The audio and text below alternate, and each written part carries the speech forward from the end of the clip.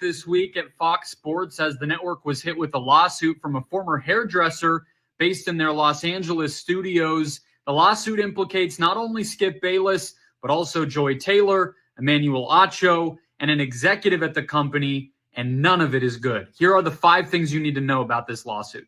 The plaintiff in this lawsuit worked for FS1 out of Los Angeles, dating back to the earliest days of the network, particularly on the show Undisputed, which of course was co-hosted by Skip Bayless. Now, allegedly, according to the suit, Bayless made repeated attempts, physically, verbally, to pursue this woman sexually. She continually said no to him, up to a point multiple years into their relationship where this woman says she was being treated for cancer and confided in Bayless that that procedure was happening. He responded by offering her $1.5 million allegedly to have sex with him at that time, and she said no. The lawsuit goes on to allege that once the plaintiff denied Skip's advances, he allegedly claimed that he had information linking her to his co-host Shannon Sharpe in a sexual manner, which the plaintiff also refuted. However, at that time, she alleges that she was made to feel like her job was not secure because she was not agreeing to Skip's advances and because of the threats and implications he was making as a result. The second thing to know is that the plaintiff, who, remember, was a hairdresser at the network, attended a birthday party for Joy Taylor, one of the talent at the network, in 2017. She alleges in this lawsuit that at that party she was groped unwantedly by an FS1 executive named Charlie Dixon.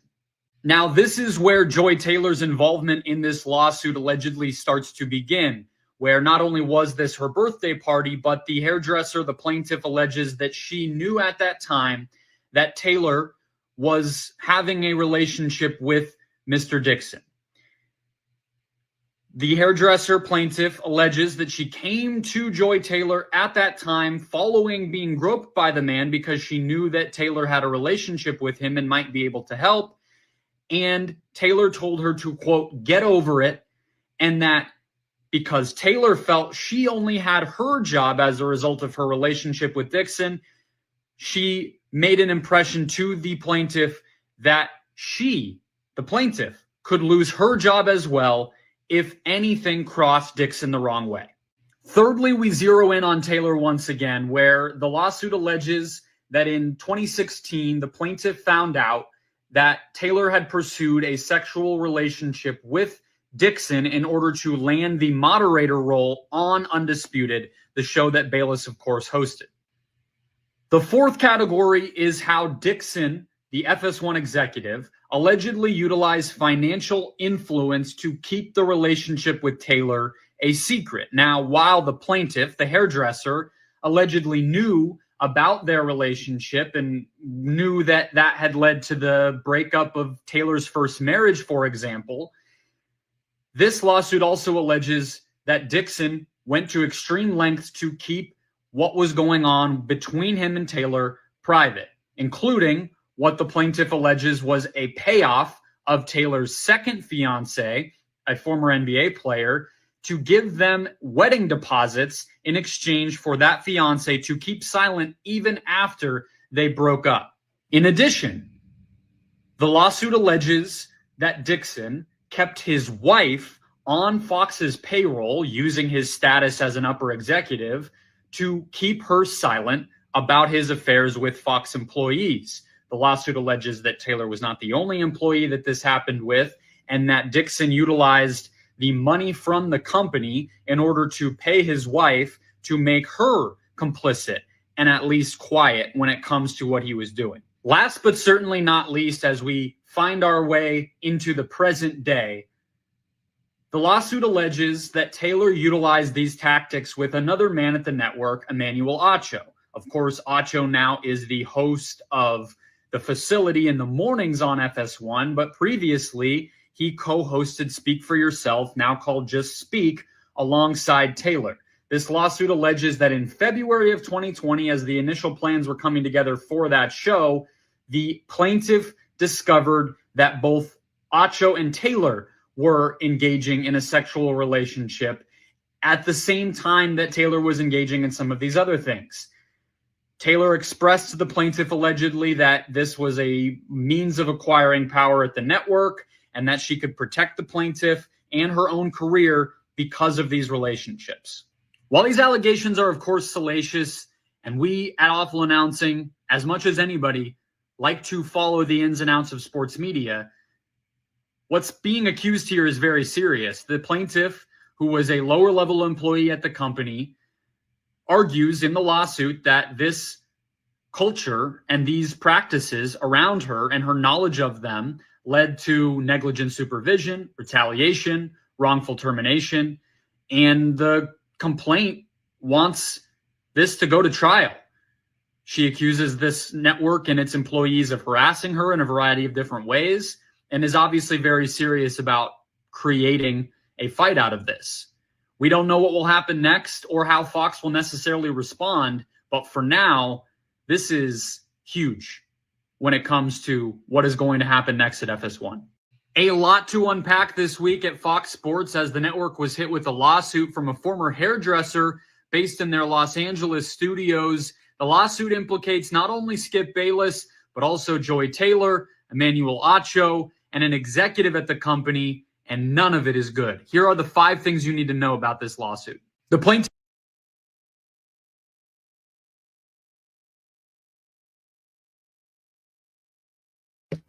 Woo, baby, listen, it's not looking good. It's not looking good. Woo, baby, listen. Hey, guys, welcome to Little Blackfoot 91. We're back for another bang. Listen, this conversation is going to be an interesting one. We're talking about whether you can sleep your way to the top. What are the consequences if you decide to do that? I will give my honest opinion after this as well, but I thought we should open this up for a conversation because I believe this is a one that does affect a lot of people. It does happen. People do go through this situation. I know some people are going to feel some way about it. I know there are going to be some stereotypical kind of viewpoints. There may be some very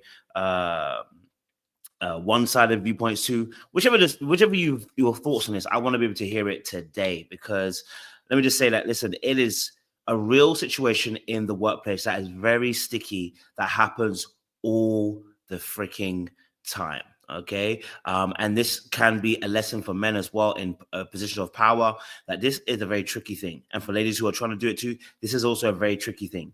There is an added aspect of this conversation, which I think a lot of people were more hung up on.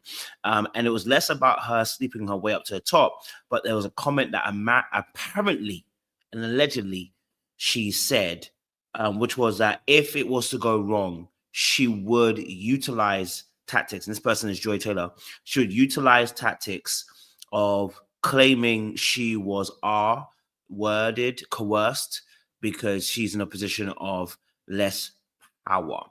And that's what got a lot of people with their backs on the wall about this situation, rather than just her sleeping her way up. Now, let me give my honest opinion, okay?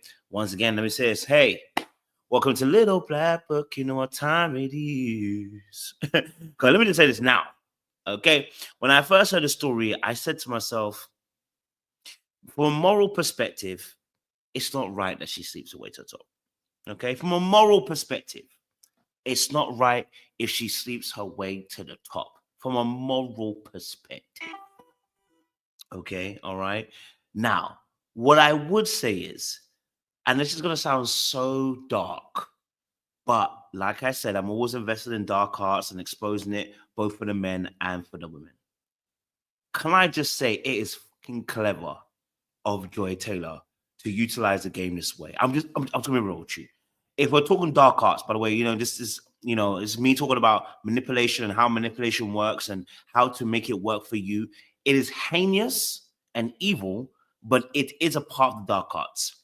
And I say this because if you are going to play this game where you are going to sleep with people, multiple people within the business, right, in order to climb up, you should always have an insurance policy. I'm just going to tell you the truth. It's very heinous and it's very evil. But if you are going to play this game, you're going to need an insurance policy. And the insurance policy is the Me Too. And it just is what it is. I'm you know what I'm saying to you? Like, I'm just saying. You know what I mean? So it's evil for me because if you accuse someone incorrectly, that's the biggest issue. I feel like, you know what I'm saying to you? That's where it becomes heinous and it becomes evil.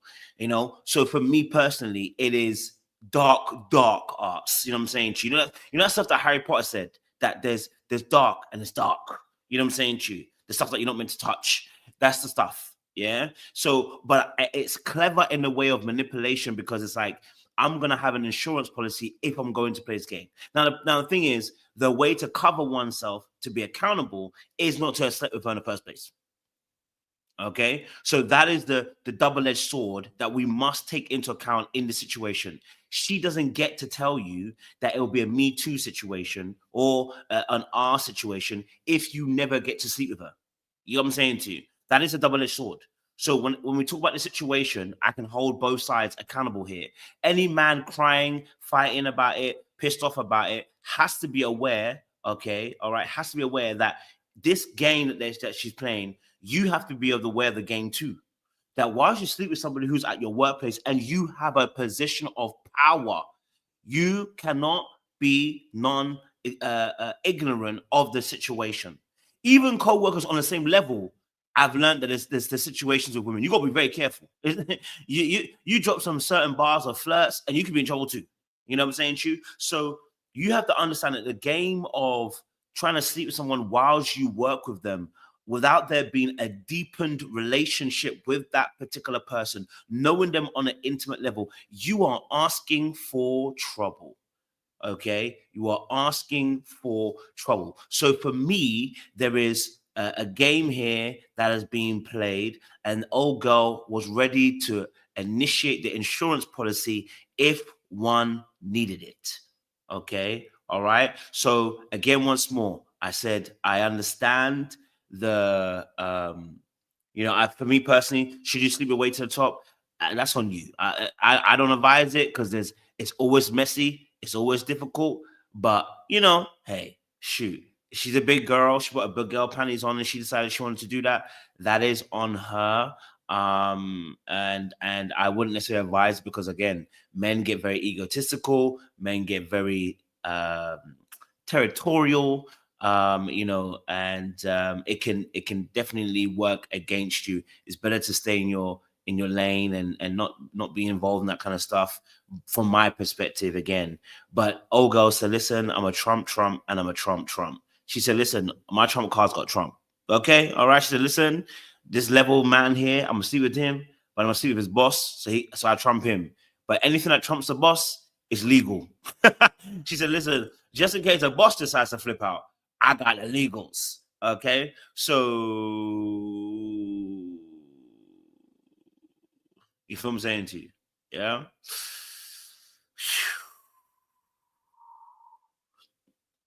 Yeah. And obviously Skip Bailey's situation. Now he's got an issue, he's got a problem on his hands. Paying 1.5 million to sleep with her is crazy work. Because what he's really paying for is not for the hoe. No offense, sir. I'm just saying it as a general example. He's not paying 1.5 million for the hoe because he could easily get a hoe much cheaper than that. What he's paying for is the exclusivity of access to a woman that he can't get within his workplace, and it's making him feel like it's a fantasy. So he's willing to pay 1.5 million, right? And so unfortunately, yeah, he's now getting called out, and he didn't even get it either. He didn't get it. He didn't get the 1.5 either. He didn't even get to. He didn't get to even see that either. So he gonna probably lose out on this lawsuit. Probably someone else is gonna come up. Harassment case gonna come up. And he's gonna lose 1.5 plus probably more than 1.5 million in damages as well. Yeah, his wife is gonna be pissed. You know what I'm saying to you? Because it's a move. It's a and look. He could have paid for a who and would have been cheaper than this. And that's where we say that unfortunately, whereas a man you've got to be accountable is discipline. In this situation is important, but also reading the motherfucking room is even more important. Okay, there's a reason why she skipped you, Skip. Okay, there's a reason why she didn't allow you, okay, to be involved, and why she skipped the skip. Okay, you should have seen that. You know what I'm saying? These guys weren't paying to play with their cash. They were paying through their power. So why did you think that 1.5 million was going to shift it? I'm not saying it couldn't. Some people were shifted. I'm just saying, but you saw that other men were not moved. They were not being moved by finances. She wanted them because they had power. They had access to something, Skip. Skip missed that lesson. Skip thought, if I have enough money, I can do it. You know? So listen, someone said if the wife took half, would she be wrong? No. If the wife decides now she wants to leave and she wants to leave her husband, that's on her. You know what I'm saying? To like, you know, take that, if she wants to take that money and run, I wouldn't be against it. But again, like I said, this has got all the trademarks of a crazy situation. So, but as I've spoken enough, let's get some people onto the panel to have this discussion, because we're asking this key question today. Sleeping your way to the top in 2025, you know, is this something that can still be done? Should it be done? You know, someone asked, should it be done? You know, there's several questions here.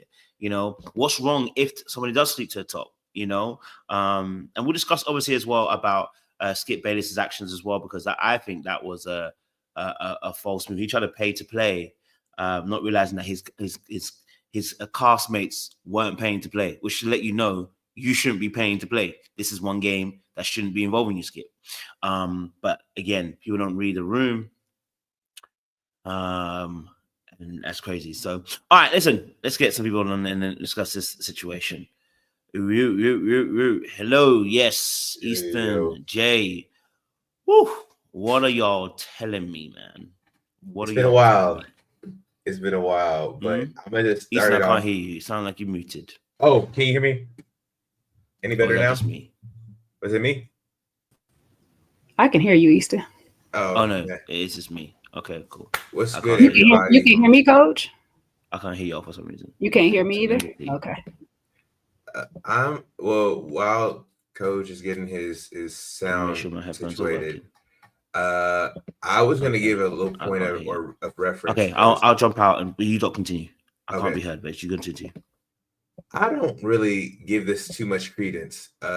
This just doesn't really sound right. I understand that we're in a very tumultuous time with Me Too, and I think that we need to take the breadth of accusations, especially men against women, women against men, and we need to take them seriously,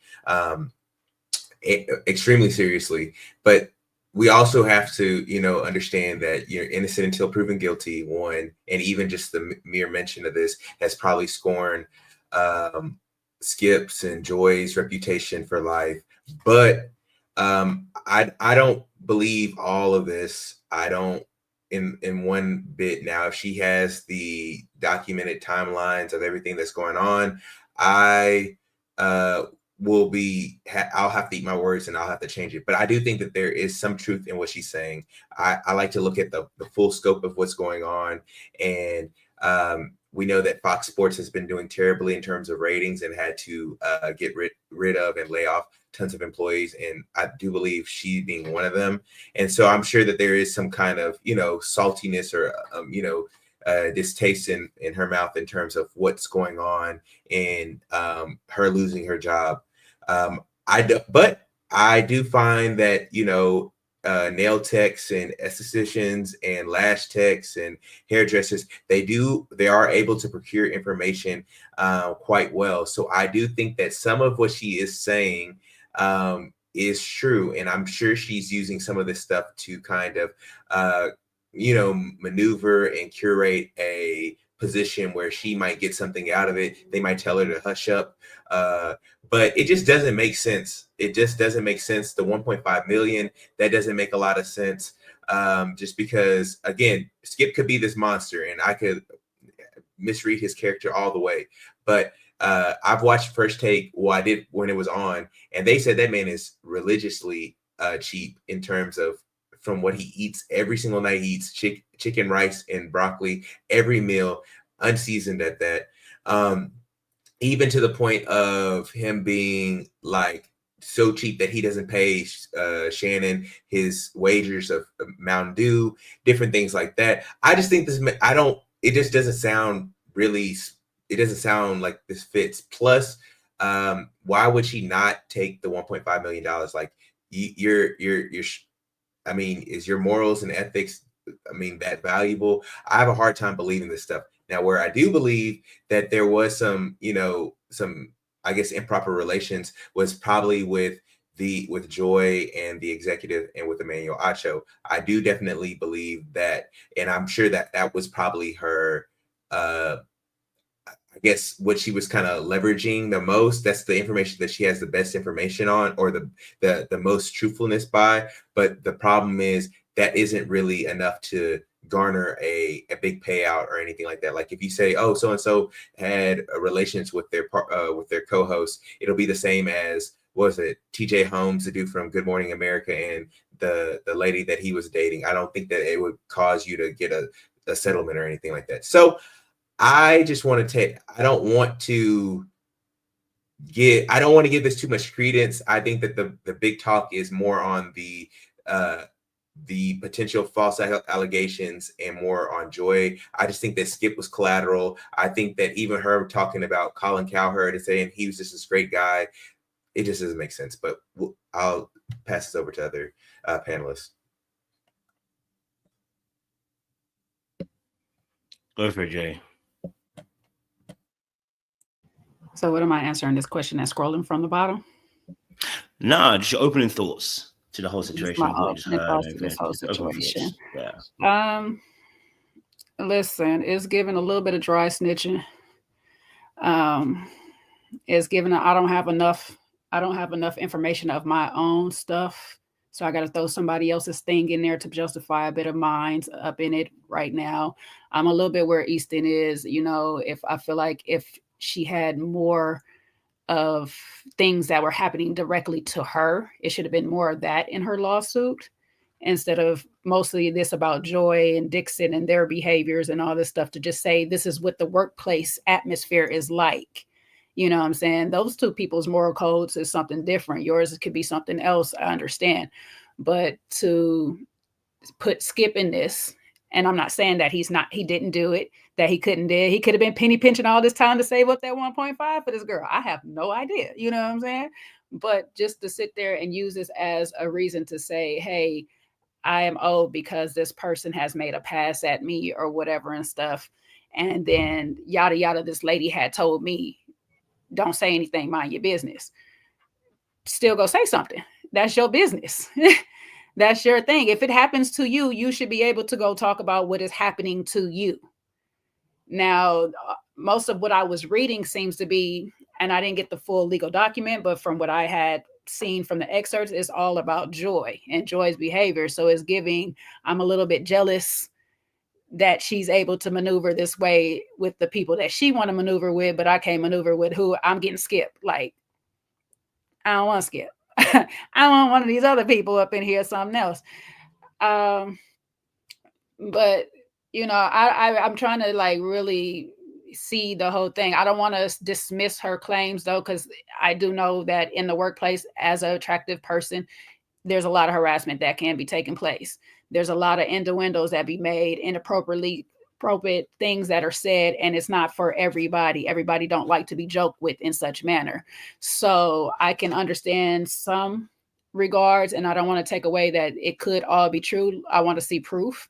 I would like to see documentations that there was some back and forth on how we even got to this 1.5 deal or whatever without an NDA being signed or something. Like, this is like crazy to me after all these things. Ain't nothing wrong with these people to keep thinking about an NDA at all. I just don't understand. However, to answer this one question, can you sleep your way to the top? Yes. If you're a single achieving person, yes, you can. You can do what you want as a single person. Now, people that are married, you should have some tact about you. You should have some morals about you. You should have something about you or whatever, stuff like that. But morally, if you can handle just being the corporate hoe or whatever you want to be, then do you. That's on you. But as two married people, because Joy was married and Dixon is still married at the time or whatever and stuff like that.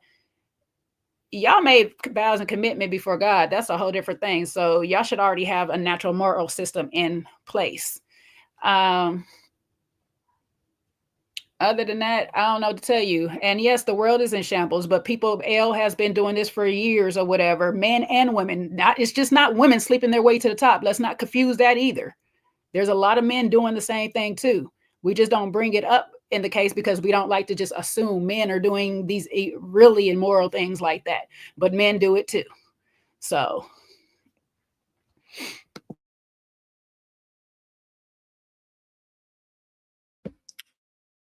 I'll say this one last thing too. That one last thing that this is morally though, if you have a game plan in your head that I'm sleeping with this person to get to the top, that's a whole different thing. Like if you can morally stand like I'm just about to be this cutthroat to sleep with somebody just so I can sit there and at the end of the day say I was coerced or anything, like literally had that game plan. If that's allegedly what she was doing, that's wild to me. That's really wild to me because that's scary. Because you're literally ready to take down somebody's whole life just to put yours up on a pedestal. That's scary. Dahlia, go for it. Opening thoughts.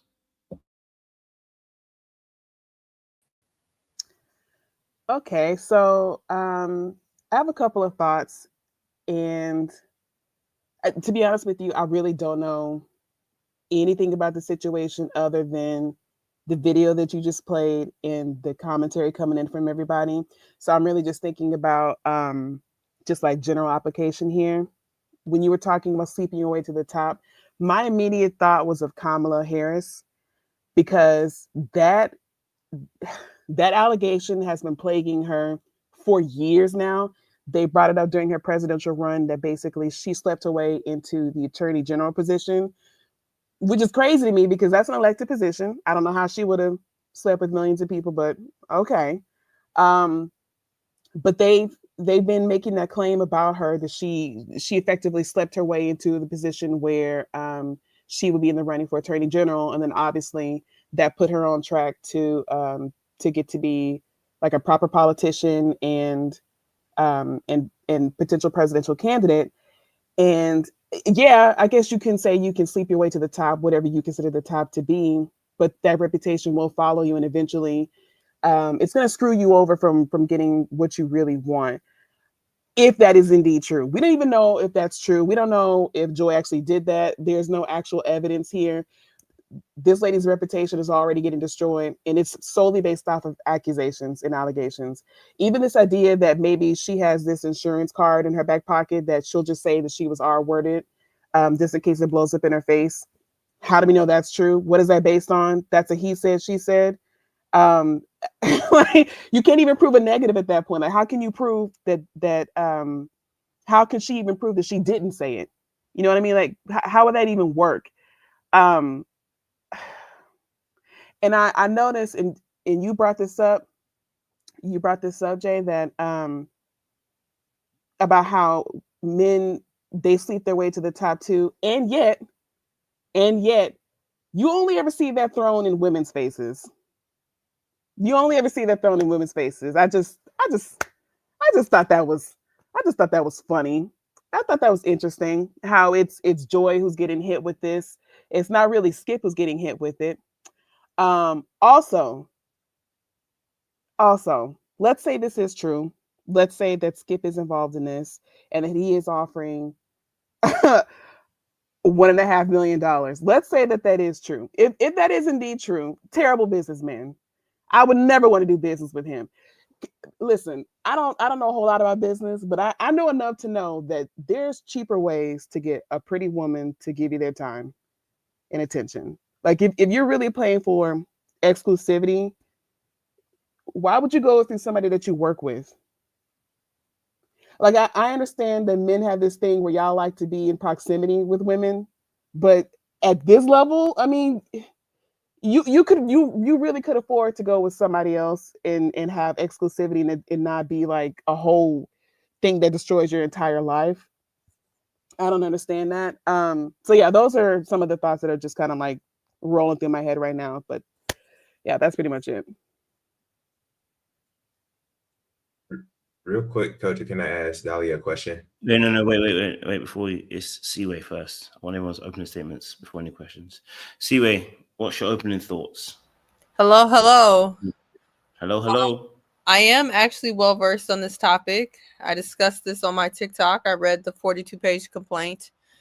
And I think it's layered. This whole thing is layered, but what I will say is a lot of things here are unfortunate. As a person, as a woman who plays sports and discusses, and I feel like I'm a woman in sports, is what I say. I think this is unfortunate that these accounts of Joy Taylor kind of reinforces kind of what Dolly was talking about, this whole thing that women sleep their way to the top, especially where women in sports wasn't always accepted. People always before were kind of like, why are they here?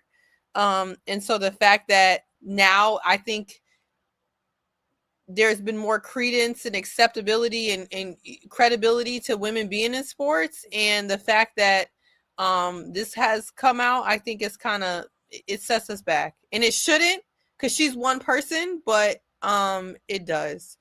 Other than that, I believe pretty much everything in there. It's too specific. I don't think a lawyer of any kind would file this type of lawsuit with these allegations, especially against people who aren't even defendants, like Joy and Emmanuel Acho, and even Shannon Sharp was thrown in there. So I don't believe a lawyer will put their name on this, especially with people catching strays, unless it was true. So I'm sure this will be settled ASAP. I think this will be settled ASAP. I know a few lawyers that put their name on a couple of things, and I know the people that they tied their name to just to drop them after a while because. Well, I mean, I feel you. In the Diddy case. This one, well, Diddy's down and out. He can't sue all these people, but this one, these people are out of jail, out of custody. And I promise you, if you don't see a lawsuit from Joy Taylor, a lawsuit from all these people, defamation from Emmanuel Acho, it's true. Well, I know we're not getting into like a back and forth, but I think that you can have some truth within the entire lawsuit. Like, I don't think that every single point is true. I think that some points are brought in to, I guess, add some legitimacy to the claims. Like, if I know the personal nature of Emmanuel Acho and Joy's relationship, or Joy's and Dixon's relationship, that adds credence to my claim. Not necessarily that Skip offered her $1.5 million, or I didn't refer to that, Easton. I was talking about Emmanuel Acho and Joy. I'm talking about their claims. But they're not in the law. They're not in the lawsuit. I'm saying you were specifically talking about it being true. Like, there'll be a settlement. Well, they're not in the lawsuit, so there won't be a set. Well, there are two separate issues. One, I think this will be settled, and we can stamp this video ASAP, and you can stamp it. You can come back to it. This is not going to trial. This will be settled. But I'm saying separately and apart, I'm saying you don't put things in lawsuits against people who are not even defendants in the lawsuit, like Joy and Emmanuel Acho, because if it's not true, because you're setting yourself up for defamation for no reason. That's what I'm saying. So I'm saying if Emmanuel Acho and Joy Taylor do not file a defamation lawsuit, because this is going to tank, especially Joy's career, then it's true what they said about her, is what I'm saying. Right. But what would deem like you getting a settlement is really the fact that if Skip did any of the things that he is accused of, that's really the meat and potatoes of you getting any type of settlement. Of course, Fox wants this kind of brushed away and thrown under the rug. You're not listening to what I'm saying. You're not listening. You listening, but you ain't hearing me. I know what you're saying. Y'all saying the same thing in two different parts. I'm separating it. I'm saying separately, unrelated to Joy, unrelated to Emmanuel Acho. My opinion is, based on reading the complaint, is that Skip and Fox FS1, the executive, will settle. I'm saying that separately. I'm also saying if Joy and Emmanuel Acho do not file a defamation lawsuit, then what she put about them, which has no bearing on the FS1, the lawsuit against the executive and Skip, are true. You get what I'm saying? Yeah, I get that. Yeah. All right, cool. So the opening question we're going to then discuss is, does the set women back in this particular field. So in this particular field of, obviously, I guess, sports commentating, in sports in general, I guess, and women being taken seriously, does this set women back in that field? Does it set women back with this particular situation? And obviously Joy Taylor coming out, does it set women back? Should it even set women back? You know what I mean? This one old little lady doing her little thing. Should it set women back? You know, that's the question I'm asking. From your own perspective, do you feel like it sets women back? And if so, yes or no, why do you feel the way that you do? Yes, Dahlia, open your mic. Yeah. I don't think it set them back, but not because I think that people won't believe it, but more so because I don't think that women sports journalists have a good reputation to begin with. This is just coming from my very casual viewer perspective here. I'm not in sports like that, but I got a lot of family members who are. Whenever I hear them and their friends talk about the female journalists, it's never, they don't take them seriously, basically. Like it's not with the level of how do I put this? It's not with the same level of respect that they would give to a male journalist. That's what I see from them. And more often than not, what I see is they get called eye candy. And it's like, oh, that's so cute. You know what a field goal is? Wow. It's like that. Like they're just always amazed that a woman would know anything about sports. And so you'll get a few of them who actually know what they're talking about, but by and large, at least the ones who are on-air talent. I can't speak for the off-air talent, but the on-air talent, I don't see them really getting any kind of respect. They're just arm candy, or eye candy, I should say, and sometimes arm candy. So, no, I don't think it'll set them back because they're already sitting at -1. So.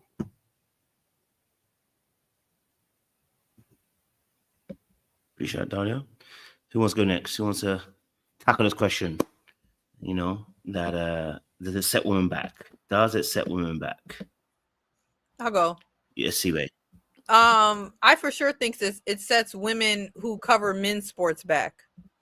Because I already see the way they're looking for Taylor Rooks, which is so funny. I have a funny story about Taylor Rooks, but that's a story for a different day. Maybe that's a backstage. It's a TikTok story. That's a TikTok story. Let it go. No, that's not even a TikTok story. That's not even a TikTok story. I'll tell you guys that story. I went to college with her ex-boyfriend. So that's funny. Anywho, I think it sets women who cover men's sports back, like Taylor Rooks, like Mika, whatever her name is, that I can't stand, that be on ESPN. You know what I'm talking about, Easton. Can you help me? You're muted. Not Mika Andrews. Yeah, Andrews. Yeah. Like Mika Andrews. Like Molly. What's her name? The Molly Curum, right? Who was already accused allegedly of sleeping with at least Stephen A. or one of them. She had a relationship. Rose. Jalen Rose. Yeah. She used to date Jalen Rose. Molly. So I think for people like Molly, Mika, Taylor, things like that, is gonna be a problem, because I think, to Dahlia's point, people already kind of look at them like, why are you there?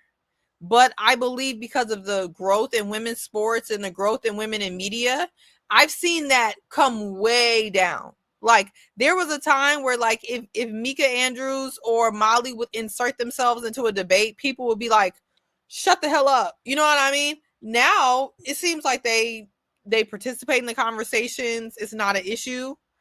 But the conversations I'm hearing now was like, I always thought she had her big titties out, and now we see what she was doing. You get what I mean? Like, yeah. I think that's the issue. Should it?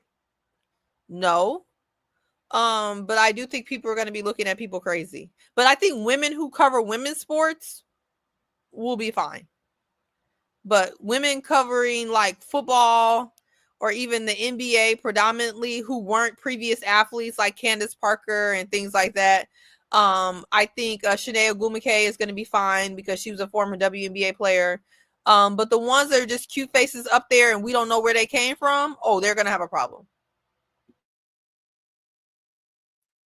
I guess I agree, but I agree for different reasons in terms of I think in this case there's so many good women in athletics in terms of whether they be commentating or giving their opinion about something like Jamel Hill. There's plenty of others, but I think that in this case you have somebody who has this quote unquote look, and we just mentioned out a litany of women who are kind of like the lookers of the sports commentators, and I think that it'll affect them quite greatly because there is only those opportunities.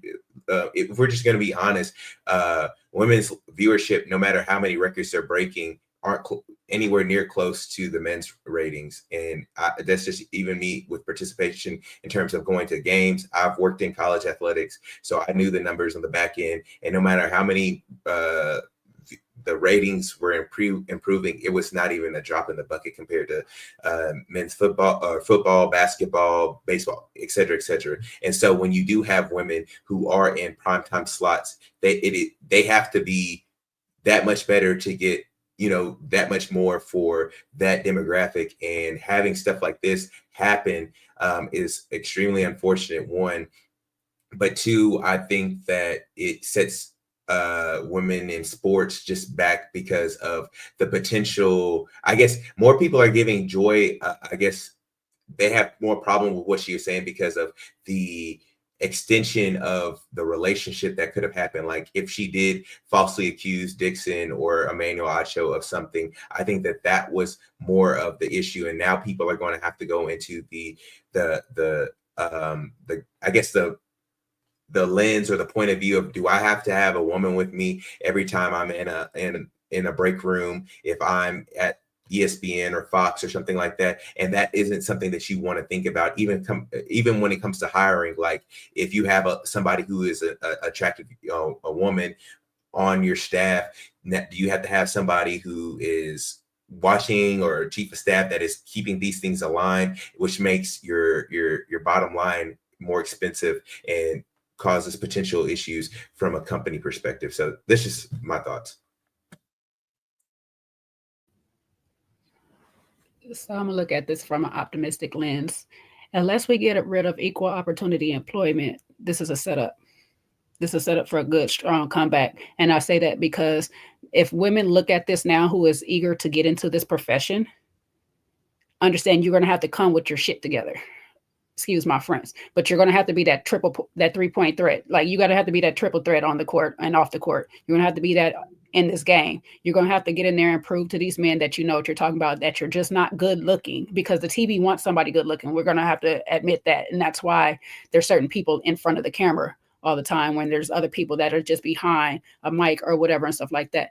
They want good looking. You won't have to come and know what you're talking about. In the case of Joy, the cause that's in there is that Skip didn't want her because she didn't know what she was talking about in the first place, that they didn't want to work with her, and that it was begged by Dixon for her to come. So it's almost to the point as, why is she here? Like C-Way said, where did you come from?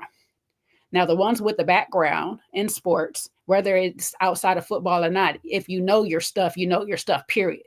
You know what I'm saying? There's sports that a lot of the men cover that they don't know it, but they know their stuff. They know players. They know how the game is played, yada, yada, yada. This just means that you're going to have to do your due diligence, your homework, your research, all that above, to make sure you're on your stuff and that you can legitimately say, I am here, not just because I am a good looking talent, but I am a talent, period. I know what I'm talking about. I know my ish. So if you look at it that way, it is not a setback. Now, if we look at it on the other hand of it, though, this could be where Easton says, now the men are starting to think, do I have to bring other women around? Do I have to have all this stuff? Because if it's just the only woman in the bunch, do we pick her?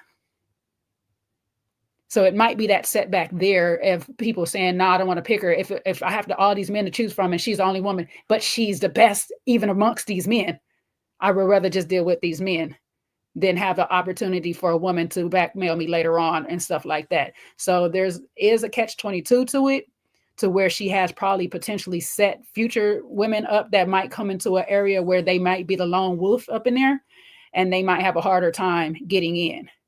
But like I say, long as equal opportunity exists, that they have to hire so many women, they have to hire this or whatever, it's just going to make women, you got to just make sure you got your game together. Just come in there with your paperwork, all your stuff in hand and stuff like that, and let it be known, I'm good looking, but I have morals, I have standards, I have boundaries. We're not crossing none of these right now. You're my coworker. I don't sleep and mess with my coworkers. It is what it is. So if you want to quit to talk to me, do what you got to do, but I ain't about to quit my position. And I'll see you when it's time to air. So I look at it, women can take this opportunity to step up, do what they need to do to get to that next level the proper way.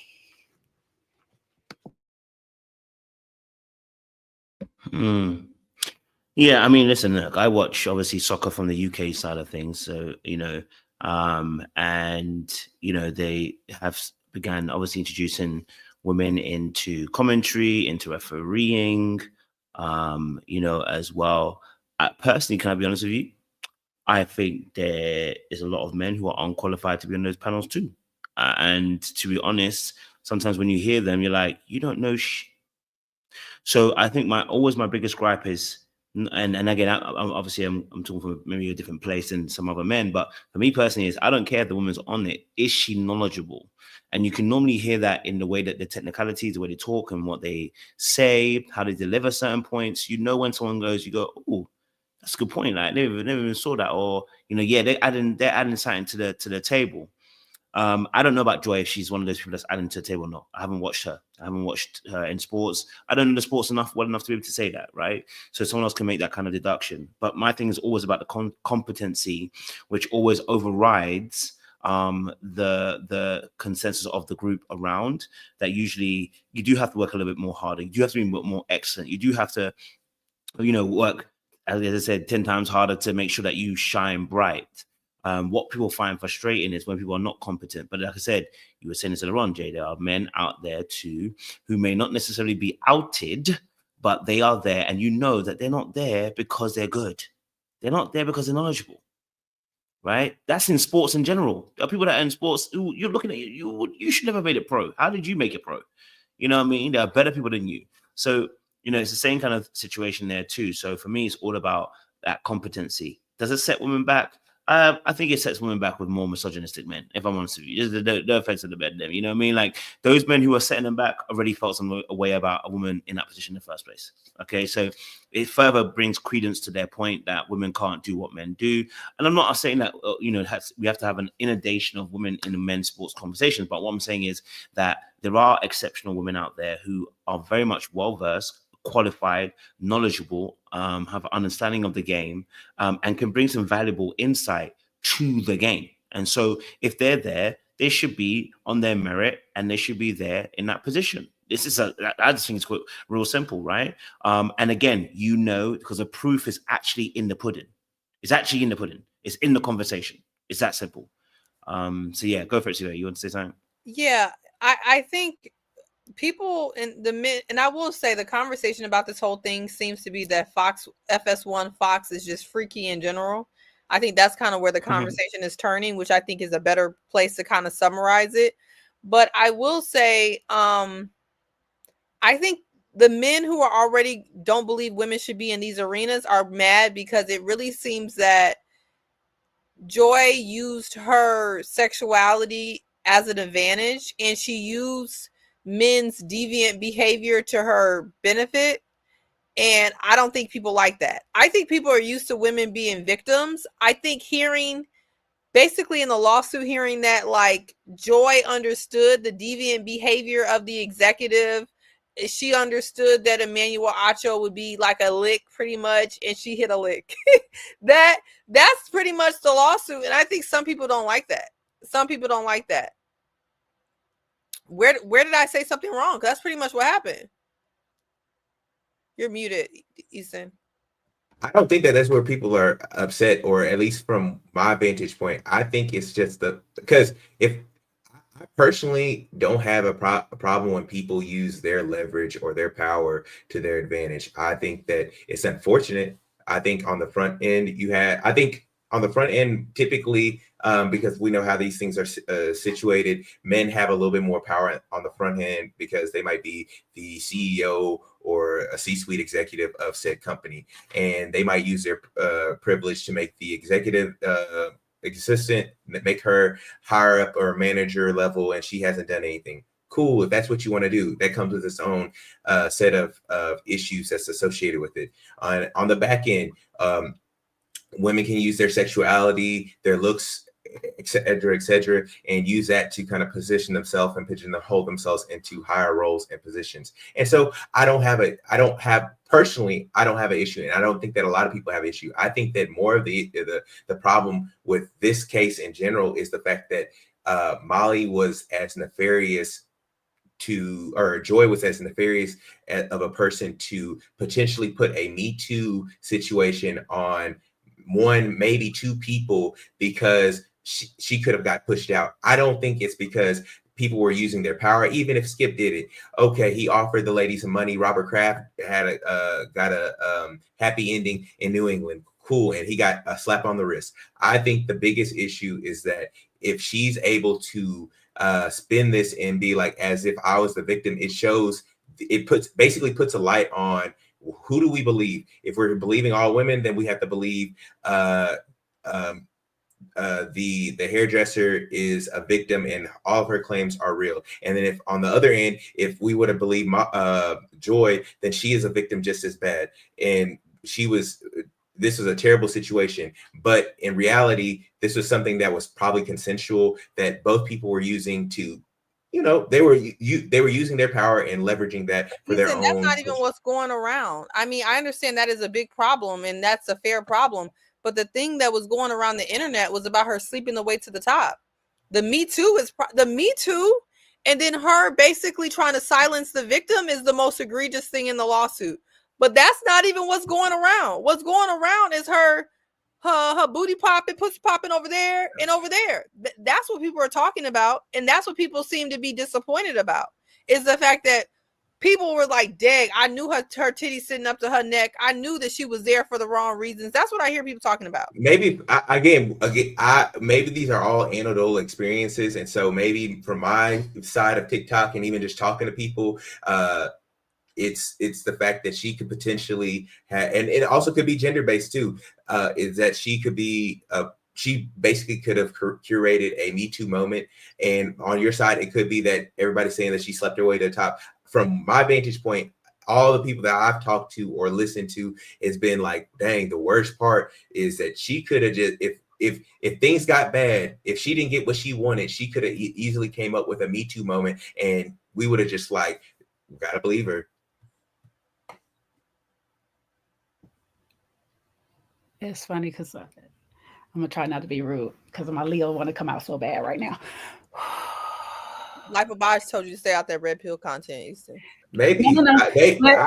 I'm just saying. Yeah, I've seen some of stuff on Twitter. That's how I knew about it. So he actually right. I saw it on Twitter. I'm telling you. But what's funny is y'all both are really saying the same thing.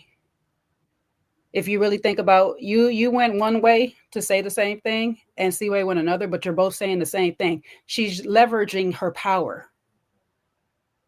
So if she didn't have that girl call her out to say you are potentially setting up yourself for a Me Too later down the road, that's what everybody is mad about, is that part. They're not mad about two consensual adults having an affair on their spouses. They're not mad about that part. They're mad about her basically saying, girl, hush, shut up, and don't worry, because my backup plan is if this all fails, I'm not going to get pushed out like the other girl, because I'm going to say he did this to me.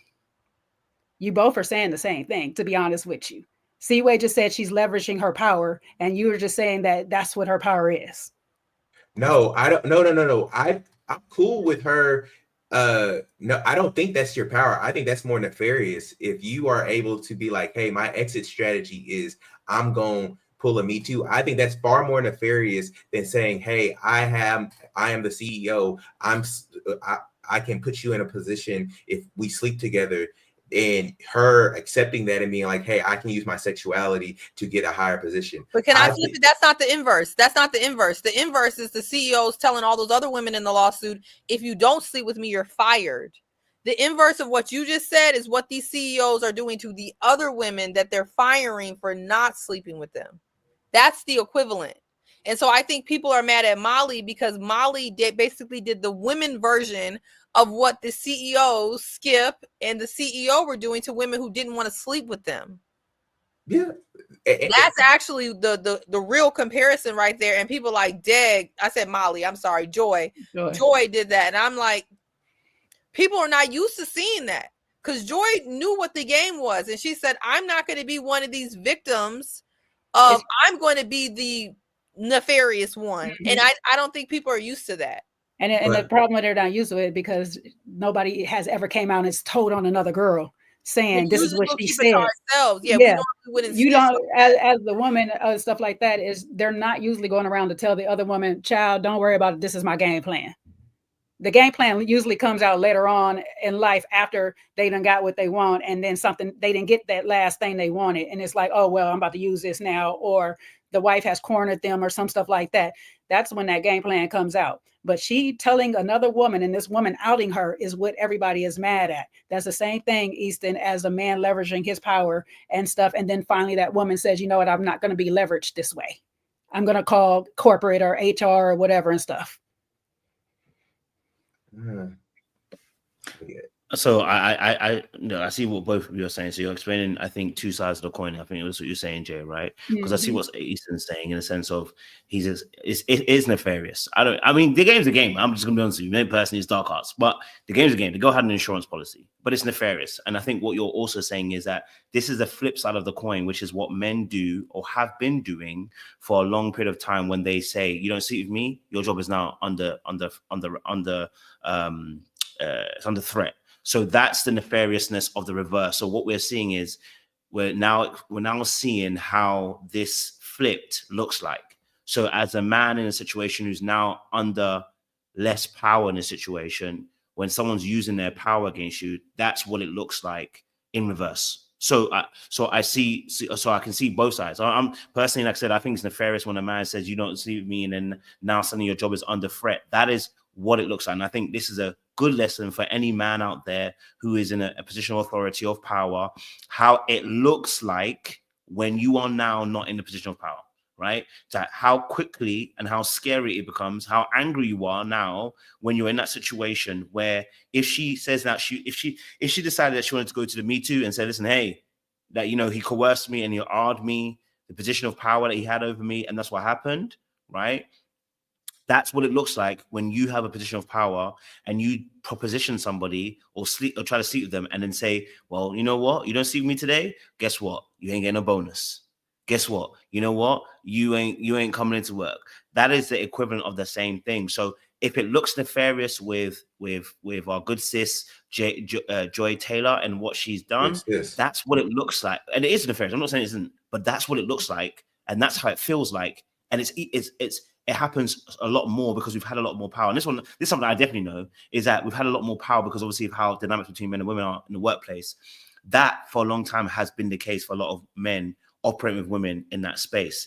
And that's how scary it can be. Even if that wasn't her plan, that's how scary it can be. Because at one moment and this is why the game, and then again, this goes back to accountability of what Jay, you were saying about having some integrity, because if you do decide to play this game, that is also the flip side, that when you deal with a man who's in power, he can flip the game at any point in time because he wants the power of the situation to be in his hands. So it's like there is that double-edged sword that's also happening within that space as well. I did see a lot of men talking about the fact that she could have said what she said and would have to believe it. And I think there's a point that you made, Easton, about that if we do believe all women, let's say we do that. I understood your argument. If we do believe all women, we have to believe the woman, the one that was making the plaintiff case. Was the plaintiff case? Was the case against Joy? Plaintiff. Okay, thank you. Against Joy and what Joy was doing, etc., would have to believe her. And if we have to believe her, that means everything she said is true. Well, then leaves obviously Joy in a very difficult position, because then if we have to believe her, like you're saying, then we have to believe Joy too. So then whose truth do we actually believe? Because if Joy then denies it, then who's truthful? So I got that argument. I understood it. So I'm not saying I didn't understand it. I understood it fully. And there is a dilemma in that space, which is why you go for a court process and you have to be able to disseminate some information. But I think overall, in this situation here, there are many different angles we can take it as a conversation. But for sure, what Joy did, like I said, it was a trump card. It was an insurance policy. I don't agree with it in that sense, but I understood it, that if she's going to play this game, you better be ready to have all your weapons on the go. It's like saying you're going to join a gang and then be like, well, I don't want things to happen to me. My friend, you have to be aware of all the things that can happen to you in a gang. There's things that happen to you. So what's your insurance policy? What's your get out clause? This was her get out clause. And so as a man, and I think this is really the point I want to hit, the scariest thing in this is that a lot of men, including myself, at a point in time, have always wanted the power in a situation between myself and a woman, right? So long as you're in control, you don't feel any threat. The moment that the pendulum swings is when you start complaining about someone else's behavior, right? Like when you suddenly realize you don't have the power, and this is what the Joy situation is showing, you no longer have the power in the situation. So guess what? Stop fucking playing. Stop playing. Right? Because if you didn't have sex with her, you would not be able to have this power thing over your neck. Do you see what I'm saying to you? That's what I would say from this position. It's like, I get the fact that she may have, put a false claim in. Yes, I hear it. But in this situation, right? Don't play the game. Don't be sleeping with her. Don't be engaging with her. Don't allow her to have this kind of power with you, right? In the situation. And that's the biggest issue I see as well. But that's just my perspective, you know what I mean? Like, I see multiple different angles. You want to say something, Easton, before Dahlia goes? I want to push back because I think the issue is that this was happening so much in the past. There's Title IX. There's plenty of legal ramifications. There are, HR clauses and different things that have come up because of this situation. And so now not only are you having basically some juice added because you have legal protection and a legal framework and different organizations and different things like that put in place, but you also are using additional nefarious tactics, because at the end of the day, if Dixon did this, he will be held responsible. If a CEO and there is a victim and then she makes a formal complaint, 9 times out of 10, if they will be prosecuted with the fullest intent of the law. If everything is square business and there's evidence and et cetera, the man is typically going to be held accountable for these situations. The problem is that on top of that, you can even add on if we're playing Uno, a draw 4 with having a Me Too moment on top of that for whatever reason, even if you were consensual in this fact. And so I get what you're saying. I just wanted to push back because I think that there's been tons of legal framework and different things to kind of fix this, or at least try to usurp these type of issues going on in the workplace and professionally. And then on top of that, add on a +4, I think is something that is, even more so an issue. Guess what? A +4 can't be added to nothing if nothing's there. So therefore, if with all knowing that all of these things are now in place, that they've been in place, why put yourself in a position to get a draw 4 put on you? I mean, Jay-Z just got accused and he said he wasn't even doing nothing, but he got accused and effectively. Again, I'm gonna ask a question. If all of these things you just labeled are in place, why put yourself in position, even if it's consensual, to get this draw 4 put on you? If I already know that I, as a lead or anything in a title position that's above anybody else, is going to have a problem, and I got to report this to HR. This is what is literally in the bylaws. I have to report any relationship that I have that's with a subordinate. So they understand that we are consensually in this relationship. Why would I put myself in a position to be sneaking around with this person, knowing that all of these things are legally in play for them to have the trump card on me as a man? I want you to give men the reason why they should do that. Not just talk about it. I want to have them have a solution on why they should not put themselves in that position. For sure. No, I'm assuming that if we're assuming that everything that so and so the hairdresser is saying is true. I think again, Dixon is wrong, and again, he will be held accountable. He got a spot blown up. He will be fired. He will be again excommunicated from Fox Sports. They will take that down. What I am saying is, in this case, you have somebody, even if, let's say Dixon didn't do it, she still had an exit strategy. She still had a plan that she could have enacted. That is, I think, is again, you there with Joy, the only thing that's going to happen to her is probably her reputation is going to be done, or if anything comes of this. I'm saying that accusation that she was potentially going to put on Dixon would an exit plan does not need to be if there's nothing to exit.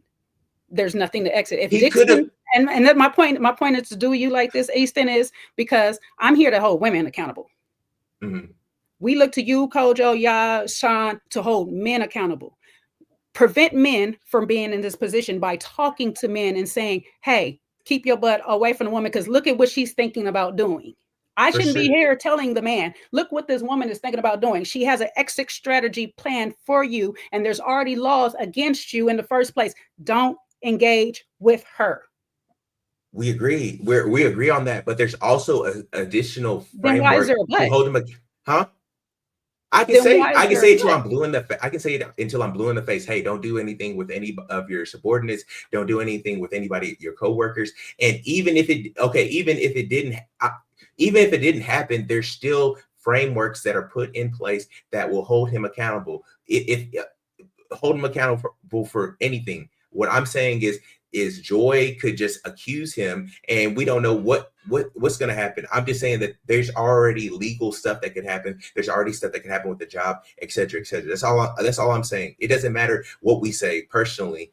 We can hold men accountable. Yes, you shouldn't be sleeping with people that's your coworkers, et cetera, et cetera. But at the end of the day, Joy still already had an exit strategy on top of the framework that's in place to protect victims and people who might be, I guess, lacking in the power that typically is in men's hands in those kind of situations. Jay, can you explain this to me? What is? I'm confused now. What is Easton? You done lost me. Mm-hmm. What is the debate?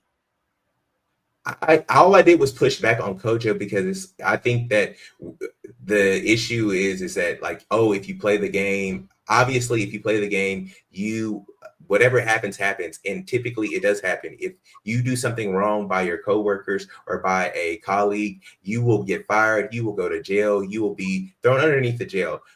I think the issue is that I have a problem with Dixon or any of those people using their high status to sleep with subordinates. Okay, it happens all the time. I would love for everything to be eliminated, but that's not going to happen. And I don't have a problem with Joy using her good looks and her sexuality to maneuver her way into a higher position.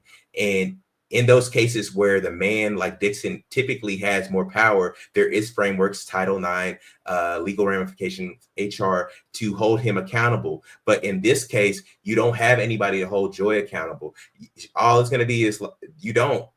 She can make an accusation, and then you're just like, well, all right. It is what it is, and then that's why people are so much more upset, because naturally there's already built-in accountability for men in this situation because of all these different things that have happened. You're saying that even if the men didn't do anything, a woman can make a baseless accusation and still there be issues? Is that what you're saying? Somewhat, but I'm saying that now in 2024 there are so many different parameters to prevent this situation or at least force there to be some level of accountability to be held for on the man's side. Again, I can tell coworkers, people I know, not to sleep with their coworkers, anything like that, and they do it or they don't do it. I'm doing my part, but in the cases that they do, it's just gonna happen. I'm saying if they do something wrong, they got HR they got to talk to. They lose their job. They lose their reputation, et cetera, et cetera. But in this case, Joy's going to be, there's no level of accountability to hold her responsible for that. And the most important thing of the nefarious nature of potentially having a Me Too moment on this. Dixon could or could not have slept with her. We don't know. This is all alleged. So if she said, hey, I'm going to Me Too him on the way out, if he did or didn't, it doesn't matter. I want to say, I'm sure y'all is going to start, but the funny part about this is oftentimes women make accusations that actually are true, and then there'll be an investigation, which is a sham investigation, and then it'll end up pushing the woman out that actually brought the issues to light, and there'll be nothing happening to the man. And then there's other times where women do bring out false claims, and then there's an investigation, and because the man has more power, the woman is swiftly dispensed with. So I'm trying to figure out what world where women are bringing these false allegations, and that the men on top are just immediately brought crumbling down, and the woman rises to power. I don't know that world that you're talking about. Sounds great. Sounds lit. I don't know that world. And I'm not even being funny. I just don't, I don't know that world. And I think that's why I was explaining to Easton, saying that if the way you feel about that situation is actually how the situation actually presents itself when it's reversed. So you see how you're talking about there's inbuilt accountability. Or for instance, you're right. There is an inbuilt accountability in terms of the fact that if we talk about, say someone makes an accusation, there will be an investigation. There will be people that will search it up, right? And so potentially he could lose his job, or he might be, quote unquote, what usually happens is they get moved around. If they got other branches, or he gets moved to another business, like he has a friend, he can move to another business, right? So technically, although there is some accountability, a lot of times all that actually ends up happening is a lawsuit for the company pays, or the lawyers have to get involved, whatever, right? And then he gets shifted around, or maybe once in a while you get a little bit of a sham, right? Okay, but the aspect that we are also we're adding, I don't want to say even disagreeing, because I actually do see a point now. The other aspect, which is that there is an air of power with her being able to make an accusation, like you were saying, without there necessarily being, well, the implications that can happen immediately can happen straight away without there necessarily being any accountability on her end, right? So let's say, for instance, she says, let's say there was a situation between herself and Dixon, and it wasn't true. They would still have to do an investigation on Dixon, and Dixon potentially could lose his job, he could be fired, he could, be moved around, whatever, without but just because people don't like the image of that situation happening. So I do understand that perspective. What I was reframing in this situation was saying that that's the level of power that is also reversed in the situation in general. The moment that an exec sleeps with somebody who's below them, they are immediately put into that power dynamic. And while that's why I was highlighting to you, saying that, see how scary it is to know that as a man, that, and this is not me being feminist, it's just me being logical. Like, to understand, and I guess maybe partly being empathetic, which is putting yourself in someone else's shoes, is understanding that just how scary it is and how annoying it is to hear that someone can say to you, I can make an exit strategy, which is that I will accuse you of touching me inappropriately when it didn't happen. How scary it can be is how scary it is when it's reversed, where there is a consensual relationship between you and the person, and suddenly the girl says, maybe I don't want it no more, or you say, you know what, my wife is now troubling me, we got to lock off this relationship, and the man, whatever, decides that now he's going to either demote her, he's going to not give her the bonus anymore, he want to move her around the business, he's going to do something that will affect her livelihood simply based upon how he feels about that relationship now as well. So there's that scariness, which is why I'm saying, which is why I came back to the original point, which was, if you are the person in a position of power, it's better not to get in this relationship at all. We're not talking about people who are linear. If they were linear, it's a little bit different. You know what I'm saying to you? We have these situations all the time. People are linear on the same level. Yeah. That's up to you. You know what I mean? But once you have a level of power, unfortunately, whether you like it or not, right? You, especially if you're a line boss, or, you have a direct, line to that person, you can directly influence their life immediately. So even if there isn't, let's say it's consensual between yourself and another person, right? And they're below you in that immediate moment, right? They may not even be thinking about any power dynamics. They're just thinking they like you, you like them. But the problem is that it feeds back into work, because if anything goes wrong, work is where usually something's going to suffer. And so you could easily turn around, East, and be like, your performance review, It's not great. And she can feel like, well, hold on, my performance was all right. You're like, no, it wasn't that great.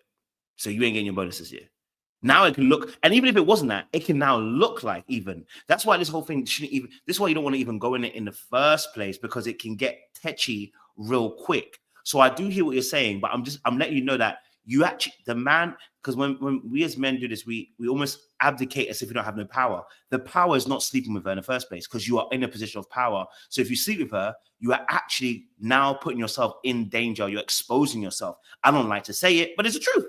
You are exposing yourself, and you have put your king in open field.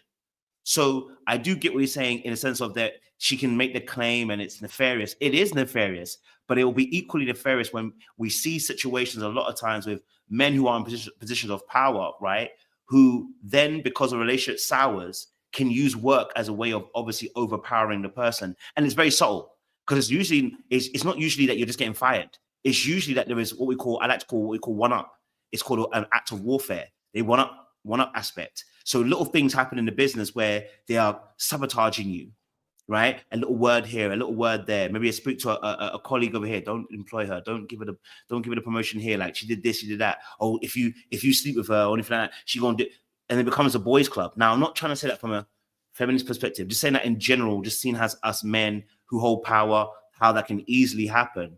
So if it's scary that she could use that trump card, that's how scary equally, being on the other end, it is when a man has power. So I'm not discounting what you're saying. I'm saying it is nefarious and it's bloody scary.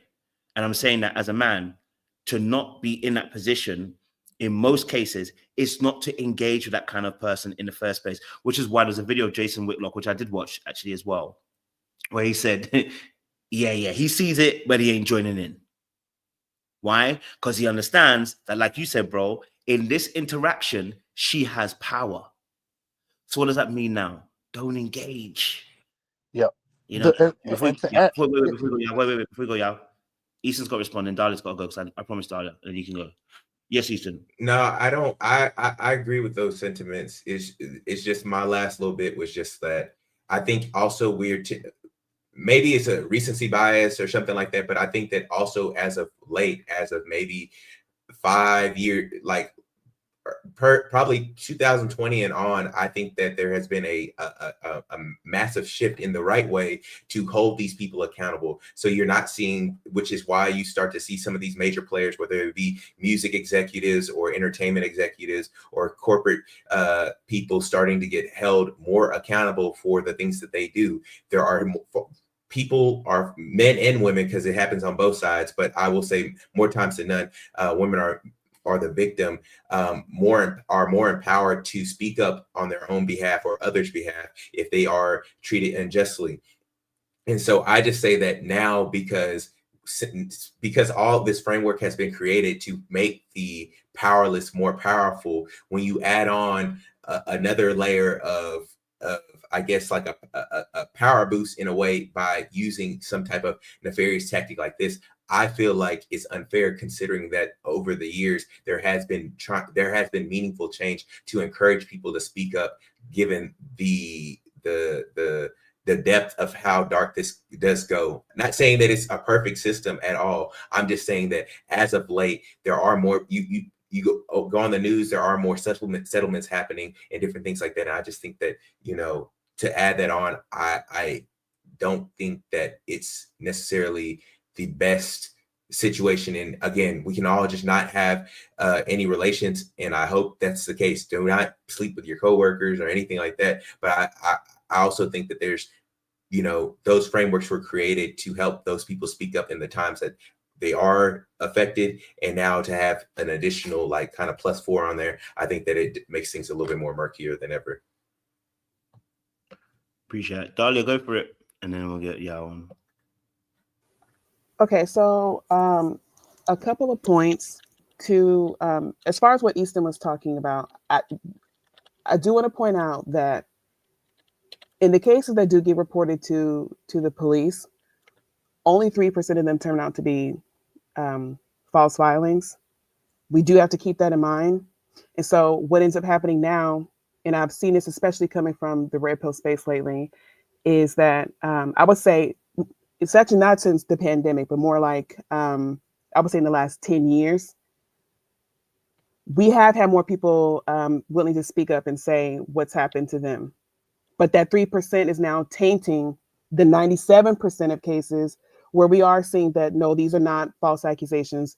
This really is happening. And on top of that, just because you hear more people speaking up, that doesn't then negate the fact that the number of actual convictions and then the sentencing for those convictions is still atrocious. It's incredibly low. Can't speak for the UK. I know in America in general, the actual conviction rate is ridiculously low for anything involving essay related crimes. And then sentencing is also pretty ridiculous. They don't take it seriously. You're more likely to get 20 to life for armed burglary than you are for something like essay, and that's just a fact. And it's been that way for a very, very long time. So there's that. Also, I will say that while it may not be fair for a man's life to get destroyed solely off of an accusation, and there hasn't actually been any real investigation done, I will point out that that is dependent on several factors. Number one of which is reputation, because you can look at there are some people who got accused and it quickly went away because their reputation was so sterling, and then other people didn't. When Jay-Z got accused, his people immediately assumed, okay, yeah, he did that because his reputation isn't great. Okay, his reputation is not sterling. All right, he's got a lot of black marks on his record that he hasn't made clean. And unfortunately, that's going to follow him into stuff like this, where people are more likely to believe a woman, whether it's true or not. At this point now, it doesn't even matter. It's which is unfortunate to say, but they're more willing to hear that accuser out because his reputation is good. Same thing for Diddy. No one outside of a few people who also have terrible reputations was really disbelieving Cassie when she said what she had to say, or when the FBI came out and said that they're now running this 20-year long investigation. I don't really remember anybody credible saying that they didn't believe that, but I do remember. I remember when Johnny Depp, when he was pushing back against Amber Heard, and I have my own issues with him, but I will say that man has some true friends. He has a sterling reputation with them because they immediately came out in full force, writing whole dissertations about how great he is and how wonderful he was to work with and how good of a friend he was to them. It's like, what, Johnny? No, he could never do such a thing. That's what carried the day, because he won with the court of public opinion before he actually won his court case. That's what saved him. So your reputation, it will take you very freaking far when it comes to stuff like this, because a lot of time it really is on some he said, she said. But if you have a good reputation, they're more likely to believe you over your accuser. And I'll leave that there. The other thing I wanted to get into that we haven't touched on yet, the plaintiff, the woman who's doing this lawsuit, from what I can tell, something in the milk ain't clean. Because normally lawsuits like this, they get settled long before we get to this point. Like in general, shareholders, insurance companies, they don't like lawsuits, especially public ugly stuff like this. They will throw money at it to make it go away because it's actually cheaper than having to go through this whole thing. And so I'm wondering, did negotiations stall ahead of time, or did they just come right out and do this without having any conversations with Fox? That's my first thing. And then the second thing is, and Seaway, she confirmed this. This person didn't actually have to name Joy in the lawsuit. That was not at all necessary. That is malicious to me. You did not have to do that. You basically tanked this lady's reputation off rip. So we can't sit up here and say that nothing's going to happen to her. Yes, it will. It won't be just her name that's destroyed. This lady, she's not going to be able to go and work in the same field again. They're not going to be able to do anything with her, at least not as far as an on-air talent is concerned. And that's really her main claim to fame. Like, I'm not sitting up here wanting to read an article of hers. So her reputation is now destroyed.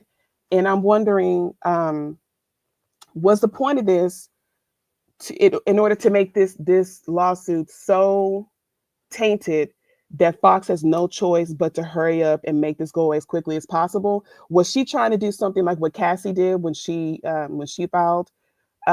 Because basically in the lawsuit that Cassie raised, I mean, the initial, I can't remember the name of it, but the initial filing, those charges were so bad that it's like immediately the insurance companies wanted that to go away, because obviously there was enough evidence there that they could support it, and they just wanted it to go away. And I'm wondering if maybe this this plaintiff and her team is trying to do something comparable, where they're trying to like make it so bad that Fox has no choice but to make it go away, because they just don't want any more bad publicity around it.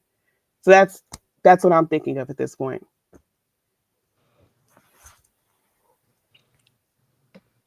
Thank you. Go for it, y'all. Is there any such thing as merit anymore in working environments that we work in? Because one thing I can say, being in the U.S. is concerned, is that sex sells, and with Jay Taylor, she has worked her way up just based on looks. Now, I will say that in any instances when you've got real talent, a lot of so many other different types of women that have been yearning for a journalist, sports journalist position to get in, haven't been amplitude the opportunity to get in because it's based on looks, or if sex sells, if that the case may be. Because if we know she doesn't have the real talent, and yes, her brother was an NFL player, she was at a local radio station in Miami, so that may have been a spark. But the matter of the truth is, did she really get there based purely on talent, on merit, or was it solely based on looks because somebody wanted to essay her and they had an agenda, long-term goal? The issue why I bring this up, because we have to hold ourselves accountable in these situations. It's a dangerous, slippery game. And I've been in corporate America for over 15 years, and I've seen this time and time again. I can advocate and definitely defend this because I know I've seen it on both ends. It's even happened to me as a male, where a lady was constantly trying to approach herself and throw herself on me. And I said, no, I do not want to mess around in the workplace. It's unethical. It's not professional. And I don't want to. And since I didn't give her away, she tried to find ways to disrupt the workplace environment for me and make it very uncomfortable. So you see these dynamics on and on both sides. But you never want to get your money where you get your honey. You never want to do that. You never want to get your money where you get your honey, because it will always go bad. If the framework is set for people to work together and let's be cohesive and go about our separate ways, fine. But if certain men, men will dangle those advantages and put that over your head. Certain men will do that. It's like, oh, she looks good, I can't get nobody else. It's all about power and control. And some men will do that. They will dangle that if they in higher ranked positions. We see it across the globe, but it's more prominent here in corporate America that we see it far and far and far again. Because there's several other sisters I know that have the talent, but they can't get there because maybe they don't have the aesthetic sex appeal look. When you look at across the board from ESPN to FS1, they all look good, but are they talented enough to be there where other people are not granted that opportunities? And now you able to play both sides. The Me Too movement, play both sides. They're able to get your cake and ice cream too. It's not fair. Yes, she shouldn't have been mentioned in the lawsuit. I felt it was real catty because at the end of the day, your main objective was to get at Skip Bayless and the execs. But for Joy and everybody else to be thrown in there, I felt like that was unfair, unruly. But the matter of the point is that we need to focus on merit first. Talent, merit goes a long way because looks can only take you so far. It's clearly proven. Look at Jason Woodlock. He when you look at that, you see it far out. But how can we get to a better route to where we can constantly avoid this confusion going on in corporate America? I'll land my plane. Appreciate you. Thank you, y'all. LFG, welcome to the conversation. Hi, everybody. So I wanted to comment on primarily the issue of, I think you all brought it up, about meritocracy, and that I actually saw Joy's involvement. Anyone who is in corporate America or in a career field dominated by white males specifically, understands that there is an unwritten rule. You don't complain. You figure out your position and you play your position. Now, to the extent that different people play their position, of course, is debatable, right? There are people that, flirt, they cackle or laugh at jokes, some jokes that are insensitive, racially, sexually. There are people that hang out, go to parties, and do different things. And there's a pressure to be part of the in crowd. And to the extent that you have your own ethical and moral sort of like standards, you decide whether or not you want to buy into that. And it affects how you progress in your career. So I think we just need to sort of like admit that and start from there. Then the other part of it is that minorities and women or oppressed people over centuries have had to leverage their power, whatever it is, whether it is you're cooking the kitchen, you are cleaning and you're doing the hair of the madam, or you are a courtesan, or you are the beautiful slave on the field. And whatever it is you've had, or courtesan, whatever it is, you've had to leverage your power in the system that exists. So I think one of the commentators prior to this was talking about how since 2020, that there's been systems in place like Title IX and so forth that hold men accountable. And I would like to push back on that, because it is, if you are rising in these career fields, you understand that there is an unwritten, unspoken rule that you do not complain.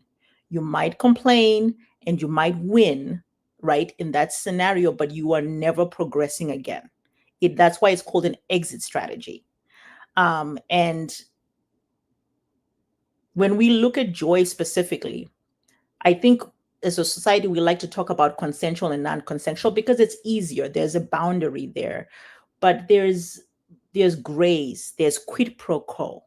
You understand the way that things are in the company, in the society, in the career that you exist. For example, let me take away sex. As a minority person, you may understand that when we hold meetings, you do not complain. Or if you're asked, or if you're a doctor, if you're a physician, if you're asked overnight to come in and fix a problem, you come in and you fix the problem. You don't push back. You don't say no. You come in and you drive and you play your position. And so it is the unspoken rules in these careers still today that you want to play your position and you want to maintain that position for as long as you can. And if you are smart, you document.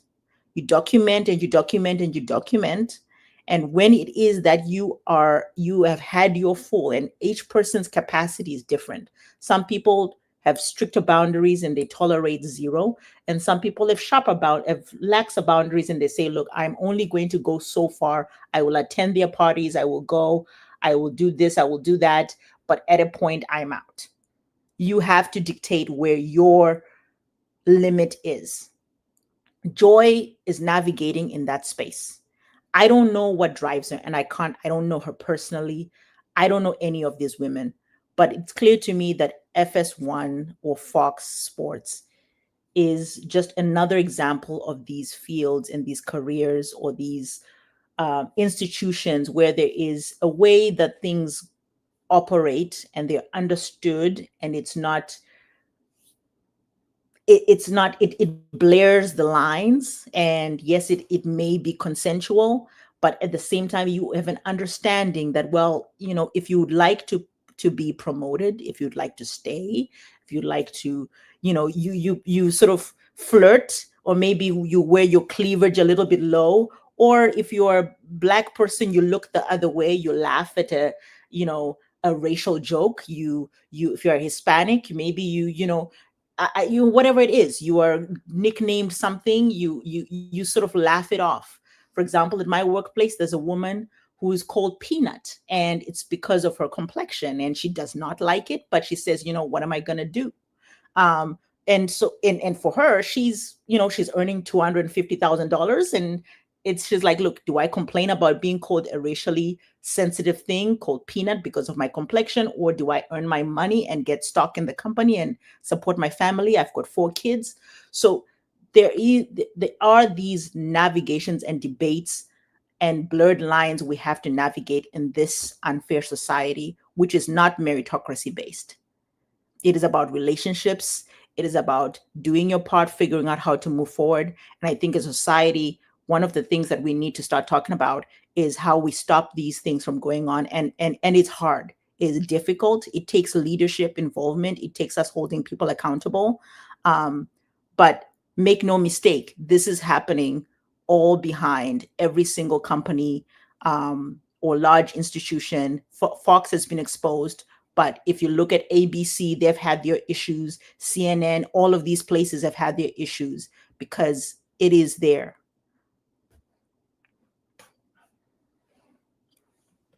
Yeah, I appreciate that expulsion, because I think it brings a greater conversation to this situation in terms of work relations and the ethics that are around in this situation, and also to consider the many different motivations and the difficulties as well, because being obviously a minority person as well, you're right, like there is, I think I've said this story before where I had a colleague that the woman was a white woman who was the boss, and she wanted to shorten his name because she felt it was too hard. And I told him, bro, do not let her shorten your name, like that's the beginning of the end. Like, don't. I said, because if you don't hold that line, it will affect the rest of us. You know what I mean? Like, she's gonna try and shorten someone else's name, or try to put it a different way, or can we change Kojo can we change it to a more easier name? Can we change it to Ben? Fuck off. Excuse my French, but it's like, you know what I mean? Like, so it's like that these things do happen, but you're right. If we do complain, it can leave you in a very difficult position, which again re-highlights what we're talking about and why this situation is very difficult, and why I think for men specifically, I'd rather you leave the situation alone. Like, if you have any power in that situation between you and that girl in a works, and especially in a corporate world function, leave that chick alone, because it just comes out really difficult and messy if it goes wrong. And I know, going back to what Easton was even saying about that potential, yeah, she has an ability to throw a bomb in there. Just like the man also has an ability to throw a bomb in there. If he decides he wants to throw it in there too, he has that ability. So actually both people are carrying detonators to blow up the space, right? And so that's why this game is very difficult, and it can become very nasty very, very quickly. And why I'm saying that, it probably should avoid it. If you're not dating her to marry her, I'm gonna tell you, leave it alone.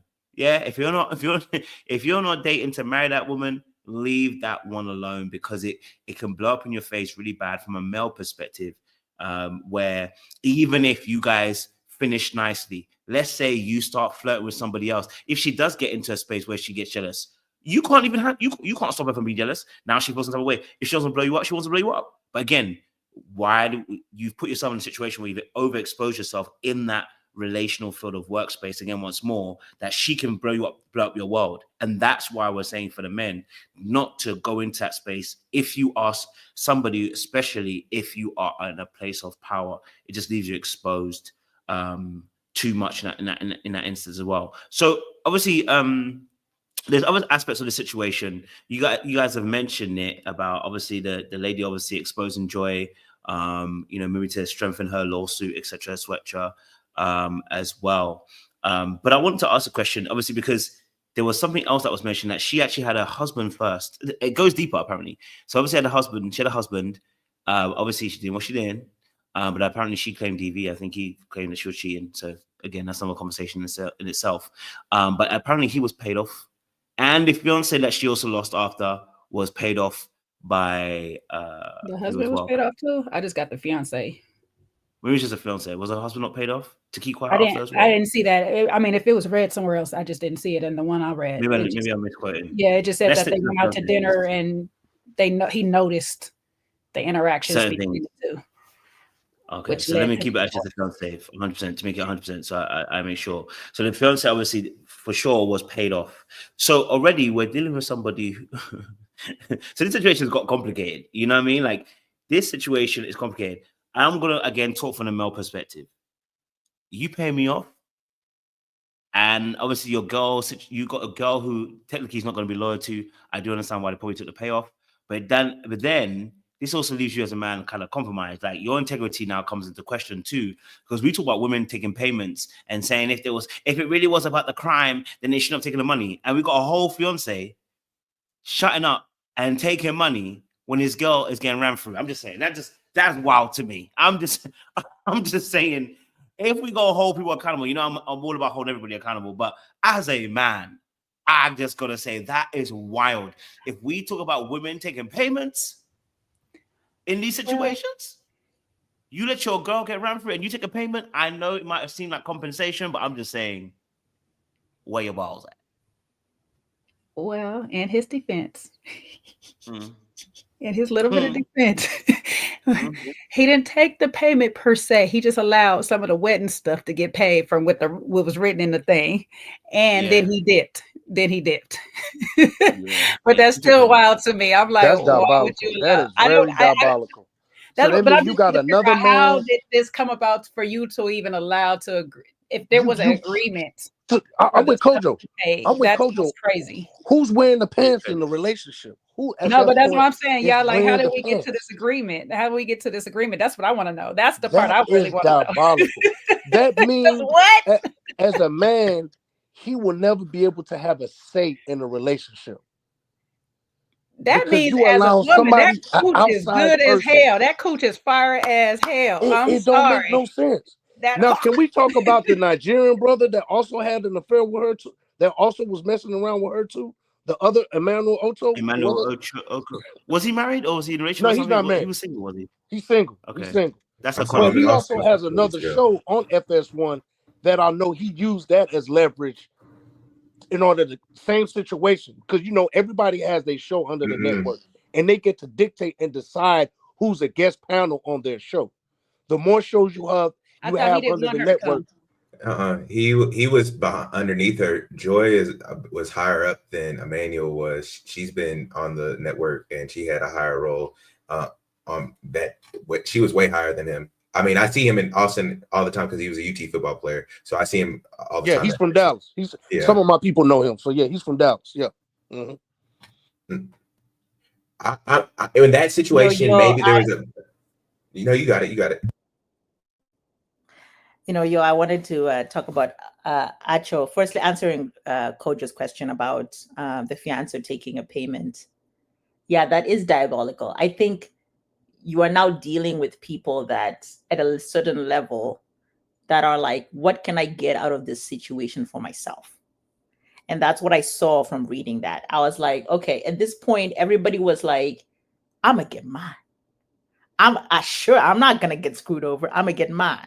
Like, who knows, by the time he accepted money, he had probably, if you've ever planned a wedding, you like put down payments and you put deposits like a year ahead to like secure some of these venues. So I don't know what his thing was, but he was like, probably, I'm going to get mine and I'm going to still taste the cooch until I'm ready to dip.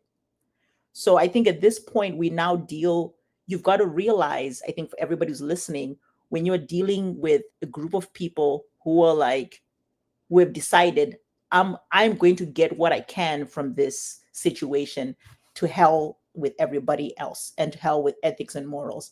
And in that situation, you've got to be careful because you're going to get screwed over. Yeah, ethics and morals is out the door at this point. It's out the door. Everybody's like, morality is gone. I'll be, and it's really ego. It's about, oh man, I'll be damned if I get fooled, because he probably was dating her for a while and then found out the situation, offered some money, and he's like, oh, I'll be damned. So there's a lot of ego. There's a lot of like, I'm gonna get mine and then out.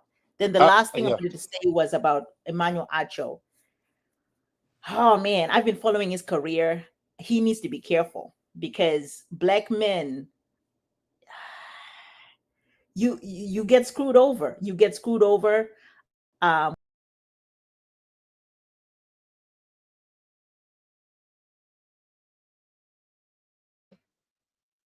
Oh, LFG, you there? Look like she did. She's I think I'm muted. I think I'm muted. one thing I can say, I have several female friends that are in corporate, and they've shared some of the same similar stories with me that in order for them to move up the ranks, they have to sleep with certain execs. This is a common thread. You hear this a lot. Are you willing to sell your dignity, pride, or what are you willing to do to keep your sanity, to have your job and not have to do these things in order to keep a job or to at least to be promoted? This is a common thing in our society today. But how do we able to navigate it and go around it to where we don't have to sell our soul and dignity? Good points. It says Mano, shout out to Neha, thank you very much. Says Mano was married and during this time it's in the court documents. But apparently he wasn't married. I've checked on the internet, it doesn't look like he was married, but if he's married in his court documents, that's brazy. But I'm looking on the internet, I can't really see any information about him being married. He wasn't married. He had a girlfriend that was featured on Insecure at the time, but he wasn't married. Oh, this is the Yvonne Origi situation, right? Okay, so he was dating someone at the time of Yvonne Origi. But apparently, but you're right. But apparently at the time they were saying that he kind of used her to amplify his career too as well. So, yeah. We are dealing with a bunch of users at this point. It seems like allegedly at this point. And so, yeah, this is them dark arts. You know what I'm saying? LFG, sorry, you got kicked out. So finish your point, please. Sorry. Yeah. Can you hear me? Okay, perfect. We can hear you. Yeah, no, I just wanted to say that, Emmanuel Acho is a supporter for me. I love my Black brothers. I love my Black men. I support them. I think they need to be careful with, their sexuality. I'm all about them navigating as they desire and want to. But I think that, anytime when you make yourself vulnerable, going back to what Kojo said, as a man, you should decide to not engage. I think that anytime when you engage, you make yourself vulnerable. And to the extent that you make yourself vulnerable, it's different based on your power, your influence, your race, all of these things. I think particularly with Black men, I wish, I pray that he hadn't engaged, because he set himself up, and Black men are not treated well. They're not. We've seen it time and time again in the Marvel universe, wherever. No. So I wish he hadn't engaged. Yeah, but another thing we need to practice that I know as Black men we have a short sight and we fall short is we lack sexual discipline. Sometimes it's okay for men to say no. I actually, as a man, say no, then I say yes, because I know the ramifications and the consequences I'm going to deal with when I'm messing with certain individual women that I have no business on messing with, even if it's in the workplace or just somebody I meet that I know she has no good, pure intentions. She's not good for me. I know to step and walk away. As Black men, we need to practice sexual discipline. It will get you in a lot of spaces and get you further. We need to go back biblical, because this is what's keeping us behind and getting married and able to move forward. I always try to preach it to brothers, but then they look at me like, where you coming from? This is lame. I'm like, no, we need to stand on that. It may sound lame to you, but it's going to be beneficial to you in the long run. We need to practice discernment and sexual discipline. I urge my brothers, please. I love everybody's comments and where people are coming from, but I mean, if we're just to play God's advocate, Joy has been on Fox Sports News and has a level of nepotism that's associated with it. Why is she assumed to be the victim in this case? And she's a little bit more white passing than I would assume that Emmanuel is. considering that Emmanuel is just starting his media career, wouldn't she be the person in power regardless of, you know, what we're saying, or Emmanuel being immediately the, you know, being the man in this situation? She has a longer tenure, she's higher ranking, and she has the complexion for protection, if you will. No, I'm not saying Joy is immediately the victim. That's not what I'm saying at all. But I think that each person, each individual needs to take accountability. And when I'm speaking about Emmanuel Ocho, I'm speaking to him as a Black female professional.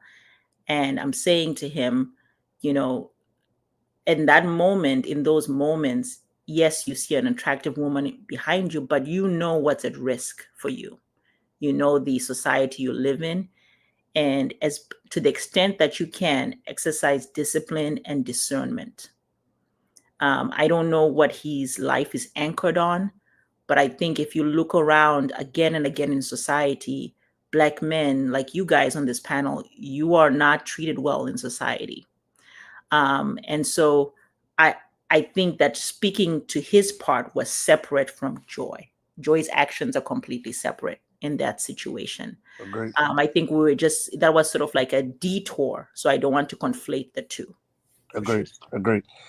But what I'm saying is, in terms of holding him accountable, we already got the law and the rules and regulations to do that. Like, I mean, again, I'm big for being your brother's keeper, but not everybody is going to follow the same, have the same morals and ethics, and live under the same creed that I live under. So I can tell you, but if you don't, you have to handle, there are repercussions which will hold you accountable. The law holds you accountable for when you do something wrong or do something that isn't becoming of a human or of a professional or of such. So I think we're like, it's already written in that there will be accountability in my mind, but maybe I'm off. I love what you said. I just think that when you said that the law is already there and to hold people accountable, I hear you. I just think the way the disconnect is you believe that the law is dispensated equally amongst everybody, and it's not. So I think that time and time again, there are people that are unfairly targeted. There are people that face unfair consequences. And so when we're speaking to our brother, Mr. Acho, we're talking about that they are, just be aware that yes, there are laws there, but when it comes to you, just we want him to win. We want him to win. And so we're trying to speak life into him. The other piece of it is that even though there are laws and there are institutions that are there, they don't act fairly because there's still human beings behind them. So I love that again, you brought up institutions being there, and that's fantastic. I think that is the first step, but we also need to acknowledge that the laws and the rules that exist today are not dispensated equally to minorities, white people, people from different socioeconomic backgrounds. And that's where the inequities exist today. It's more nuanced. Yeah, and I think obviously for me, you know, it's everything's contextual, man. Listen, you know, I'm always willing to understand the dark arts and everything, but everything's contextual. Like I said, I think the context here is that at work, it's a dangerous place because there are grounds when it comes to power dynamics, legal, red tape, all that kind of stuff, right? There's a whole bunch of things happening within that context. It is not the best playing field to start playing. And that's just the honest truth. So even if you take on a more logical perspective, even if you're not coming from a spiritual background or anything like that, just look at it from a very logical perspective. This is not the playing field to play because of the amount of things that can go wrong. So what I'm advising men, just like we advise women at points to choose better, as we say to them, right, is that men need to choose better. This is not the field to play this game because it can easily backfire on you. And actually, you do not have the power in this situation. If she does make a case against you, even if it's false, your name has already been tarnished. So it's important to understand those schematics. If we're calling ourselves as men of logic, I think we just need to read the situation. Be like, you don't benefit from the situation if it goes wrong, right? You know what I mean? So, and again, I'm not even saying that Joy is even a victim. We're just saying that plainly what it was, and you know, and saying that she holds the cards and holds the power in the situation, which is why you don't have to give it to her by giving it to her. You know what I'm saying? Because it puts you now in that position. And I think it takes a little bit of time. Listen, as men, we mature a little bit. I don't say that we mature a little bit later, but I think sometimes a full conceptualization of understanding of the power of interactions with the opposite sex and what it can mean can sometimes catch up to us a little bit later on. You know what I mean? Like, we don't put as much value into not having sexual relations, right? It's not always number one for us, which I understand. I'm not trying to shoot anybody. I'm just saying sometimes that understanding of the gravity and the power that comes from those interactions, the understanding comes a little bit later on, right? So as we're young, and anybody who's watching us, I want them to understand, listen, look, the workplace is not the place for this. You will be cooked alive and hung to dry.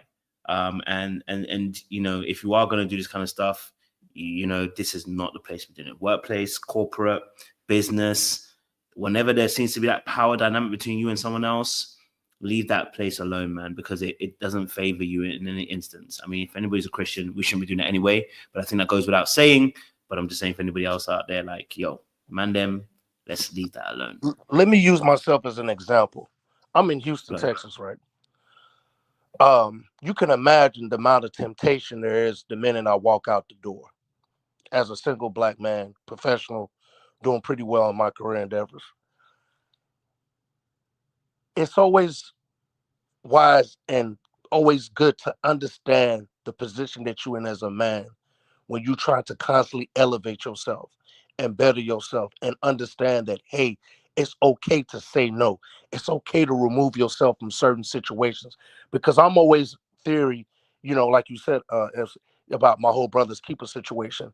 Everybody may not have the same mindset or forefront on thinking, hey, we should be unite and form as one, so that way we don't get caught up in these rapture situations. I can't speak for all, but at least I can preach and emphasize with those that understand that, hey, it's okay to say no. And we don't always have to be caught up in situationships, because it could get real sticky in frantic situations. It could get real nasty. I've seen it. It plays out. We grow and we learn. So as we get older, we know that, hey, this is not the right thing to do, because there's consequences and repercussions that come with that, you know. And so you can learn from other people's mistakes and experiences that they've endured, then that, you know, hey, that's not the right thing to do. Because if we work so hard to get somewhere, why lose it all now because you've made a silly mistake at work? When we see those situations, walk away, deviate yourself away. I had a situation sometime last year. A lady at another office asked me, she kept asking, so when are you going to send me flowers and chocolates for my birthday? I said, ma'am, with all due respect, I like you as a coworker and everything, but I don't like you in that sense for me to be doing that where it's going to lead to other areas of temptation. I automatically removed myself from the situation. Didn't respond to none of her messages on Microsoft Teams. But I'm saying this to say, these are some of the things, when you see it, abort and remove yourself from the situation. That's fair. I appreciate it. Listen, the ladies and the gents on the panel today, thank you so much. Our time is up. The 2 hours have reached. But listen, it was a great conversation. Everyone's brought some different viewpoints, which I always love as well, because it means we have a whole rounded conversation. On the internet, you know, people are having way many different opinions. So it's good to also have a respectful dialogue where we can agree and disagree with all respect and see from different side of things. I think just to wrap it up, to say anybody, especially for the mandem out there, you know, I want you to I know you may feel like, you know, oh, girl had the trump card, and she did. And that should let you know that in order not to be in that situation, don't be in that situation. It's just, you know, we tell women all the time, choose better men. Don't deal with the Pookies and the Ray Rays. You know, don't sleep with that man because now you're pregnant and a single woman. And listen, I actually agree with those sentiments. And it's the same way that I'm saying for the men specifically as well. Like this situation with Joy that's happened, look, you won't be in that situation if you don't engage in it, if you're not around it. You have to have some boundaries and some discipline. And this is not me telling you from a high horse, like, oh, I'm amazing. I'm telling you because I have experience. So I'm telling you, like, don't go down that lane. You know, consider your context, consider your playground, consider your playing field that you're on. Be sensible, be logical, and be smart in the way that you move as well. And probably being at work and doing this kind of stuff ain't never gonna be a smart move. Okay, all right. So we're gonna love you and leave you. Our time is up, but thank you, ladies and gentlemen, for joining us. We'll be back on Thursday night when we do our Married at First Sight lives as well. That we're back because it's on tonight. So I'm gonna let the people go and watch that. I know Love Is Blind. You got to tell me Love Is Blind Germany. You want me to review it, so I'm gonna watch that as well and get into that. But all right, audience members, we gonna love you, gonna leave you. We'll see you again very soon. And Thursday night we'll be back again on Little Black Book. Much love, much appreciation. Ta-ra, ta-ra. Good night. Peace. Do do do.